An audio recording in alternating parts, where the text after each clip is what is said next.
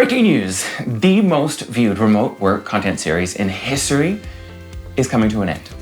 That's right, this is the final episode of Out of Office. But why, I hear you ask, at least some of you, what am I gonna do without my bi-weekly fix of remote work news and sarcasm and special effects from a Kmart brand PewDiePie? You can't unsee it now, can you? Why would you end Out of Office after it reached its 50 millionth person? Why would you throw it all away after filming in more than 30 countries, from Guatemala to Singapore to Tunisia?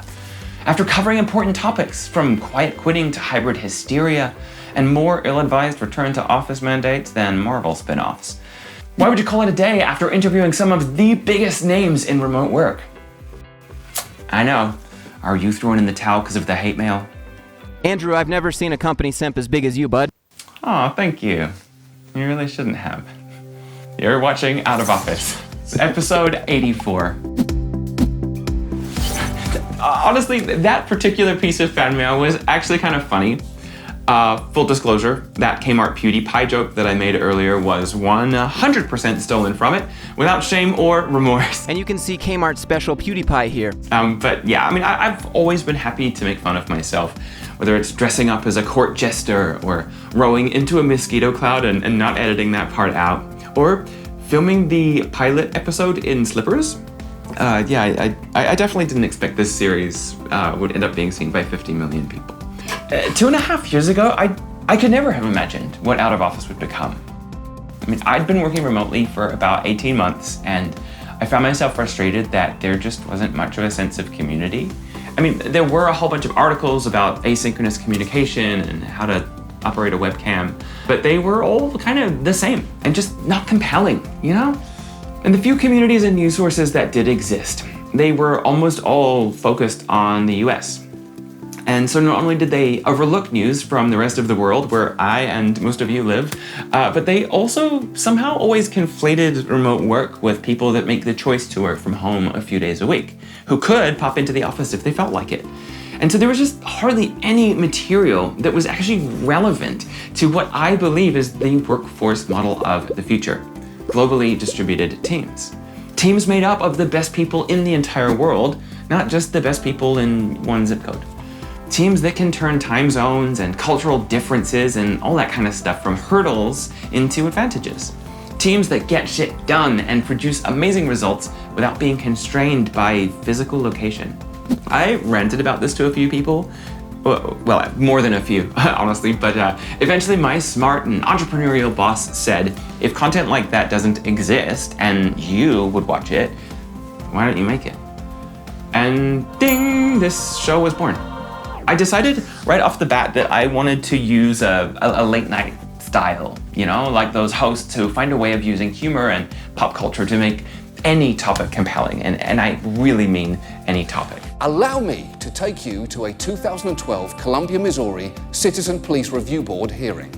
And you know what? That is a genuinely engaging episode. I learned a lot, not just about civil forfeiture, but about how to cover potentially dry topics like documentation. And would you believe nearly 500,000 people saw the documentation episode on LinkedIn? And it's not even in the top 40. 7 episodes have broken 100,000, and the most popular episode of all time is about local entrepreneurs in Zimbabwe working to eradicate poverty by 2030. It's so impactful, and I'm so happy that that is my most popular episode. It was seen by over 6.5 million people. That's more people than live in my entire country. And it's quite possible that more people saw that episode than Best Picture winner Anora, at least before the Oscars. But let's cut to the chase. If Out of Office is going so well, why is this the last episode? 2 reasons. Firstly, I have always believed in going out on a high note, and I've done what I set out to do. I built this community so global remote workers could finally have a place to talk about the issues that affect us, complete with zany graphics and jokes that only half of the viewers are going to get at any given time. But then I had the opportunity to expand that platform beyond my point of view and share it with people from every walk of life so that we could celebrate both the things that affect all of us, like social connection and employment law and reducing pollution by not commuting to the office anymore, as well as the things that only affect some of us, like working in a non-native language, overcoming disability bias, buying a generator, surviving layoffs, or breaking the paper ceiling. And that's what I'm really here to do. I have always said that each episode should feel like one fragment of a bigger picture, something bigger than me, bigger than any individual perspective. And that's why I took this show on the road, meeting ordinary remote workers in every continent besides Antarctica. And hey, if you know any remote workers in Antarctica, hit me up and we might have to do a Christmas special or something. But that impact with real people and real perspectives is what I'm proudest of. But the second reason that I decided to end the show now is something that's been increasingly gnawing at my brain over the past 2.5 years. The world looks very different now than it did in 2022 when I started it. We all still had whiplash from COVID. A lot of companies were doing a terrible job of supporting their people and then just blaming everything on remote work. Most of us had never heard of a GPT or an LLM, and Sam Altman only had a few million in the bank. Thanks, Reddit. Now, no one blinks an eye at the thought of someone having a remote job, and the most important developments and opportunities and indeed challenges that face remote workers are the same ones that are facing the entire workforce. The lines are just getting blurred, right? In 2025, almost every team is distributed in some way. When was the last time that you had an in-person meeting where nobody joined over Zoom? And successful remote teamwork has never been about location. It's just not about where people work or even when people work. It's about how people work. And working remotely can expose the cracks in dysfunctional teams, but it doesn't create them. So those of us who truly care about the future of work need to stop responding to those reductive arguments from people, you know the ones, the kind of people who want to ignore the data and want to keep blaming the failures of their leadership on the location of their people. Remote work is an easy scapegoat for bad leadership. Meanwhile, on this show, I've had the pleasure of chronicling the rise of generative AI in real time. And it's become increasingly obvious that this is the most important topic impacting remote workers and every worker today, even more than remote work itself. In Sam Altman's words, AI isn't only going to eliminate some jobs, it's also going to change the way most jobs function and create some entirely new jobs. AI is a bigger shift for the future of work than social media. It's bigger than the internet. I mean, hell, it might even be bigger than electricity. And it's certainly bigger than remote work. So for 2.5 years, I have ended every episode by saying the future of work is out of office. And it is. It absolutely is. I am no less committed to remote work, but the future of work is so much bigger than that. It's about so much more than location.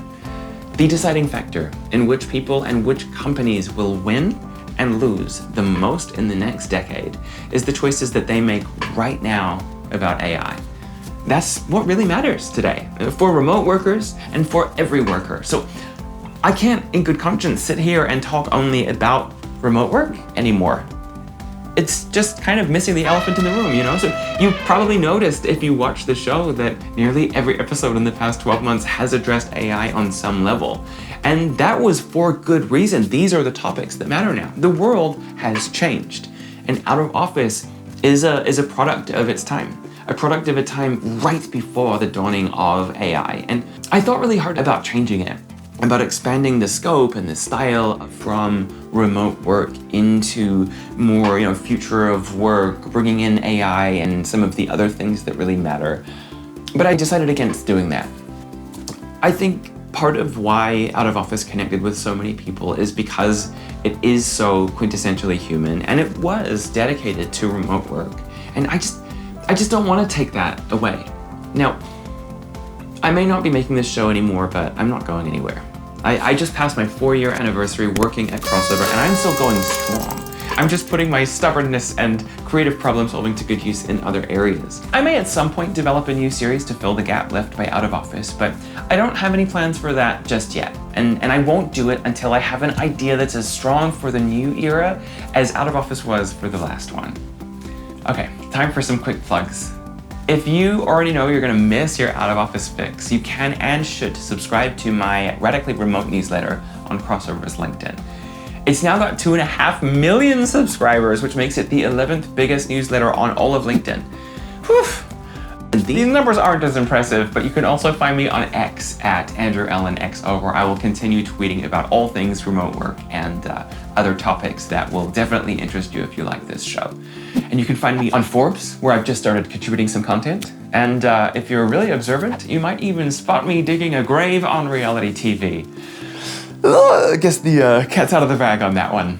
But hey, if you've stayed with me this long, to the very end of the very last episode, you deserve a better piece of trivia to tease me with than the fact that I look like PewDiePie. And now, for the 84th and final time, I'm Andrew Allen, and the future of work is Out of Office.